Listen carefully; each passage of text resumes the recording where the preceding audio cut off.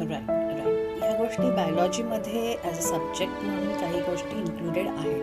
Okay. Right. त्याच्यानंतर good touch, bad touch हां, ह्या गोष्टी सुद्धा आता मुलांपर्यंत पोचतात. पोचतात. ओके. आणि मग त्याच्यानंतर जशी मुलं मोठी होतात, टीनेज, की ज्या ह्याच्यामध्ये त्यांना ह्या विषयाबद्दल एक अट्रॅक्शन, लिबिडो त्यांचा हम्म. राईज आणि हे सगळं होतं. राईट. तिथे प्रॉपर गायडन्स हा खरंच खूप गरजेचा आहे. गरजेचं आहे. अगदी गरजेचा आहे. मग तो टीचर्सकडनं असेल, हम्म. घरी आईवडिलांकडनं असेल, कोणाहीकडून, ओके. की अशी व्यक्ती की ज्या व्यक्तीवरती त्या मुलाचा मुलीचा विश्वास आहे, हम्म. अशा व्यक्तीकडून ह्याच्याबद्दल प्रॉपर ज्ञान मिळणं हे गरजेचं आहे. ते अट्रॅक्शन वाटणं is a very natural thing, नाही का? म्हणजे आता let us be very frank ma'am, की आता ज्यावेळेस काही फिजिकल बदल मुलांमध्ये स्पेसिफिकली 8वी 9वीपासून हार्मोनल चेंजेस व्हायला सुरू होतात.